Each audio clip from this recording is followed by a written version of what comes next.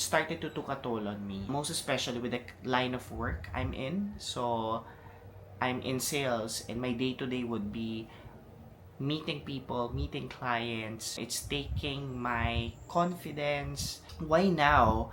Why didn't I do this sooner or earlier? First, fear. May takot talaga, no? Because it's not highly discussed. Not a lot of conversation going. I guess that's one of the reasons why I wanted to do this video. Number two would be cost, no?